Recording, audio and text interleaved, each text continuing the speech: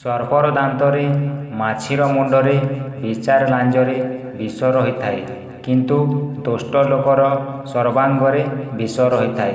ଏଣୁ ଦୁଷ୍ଟ ଲୋକଠାରୁ ସର୍ବଦା ଦୂରେଇ ରହିବା ଉଚିତ।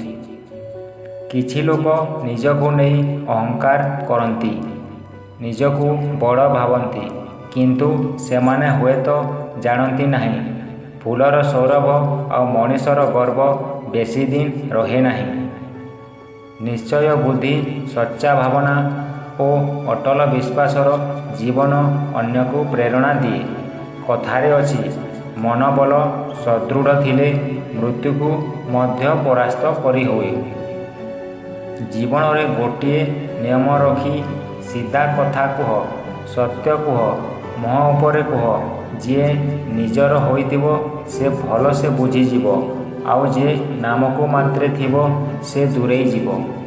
ଚେହେରା ସୌନ୍ଦର୍ଯ୍ୟତାର ପରିଚୟ ଦିଏ ନାହିଁ, ଅସଲ ସୌନ୍ଦର୍ଯ୍ୟତା ବ୍ୟବହାର ହିଁ ଦେଇଥାଏ। ସତ କହିବା ମିଛ କହିବା ଠାରୁ ଅଧିକ ସରଳ ହୋଇଥାଏ, କାହିଁକି ନା ମିଛ କହିବା ପରେ ଏହାକୁ ମନେ ରଖିବାକୁ ପଡ଼ିଥାଏ ଯେ ମିଛ କ'ଣ କହିଥିଲି, କିନ୍ତୁ ସତ କହିଥିବା ଲୋକ ସବୁବେଳେ ବିନା ଚିନ୍ତାରେ ଥାଏ।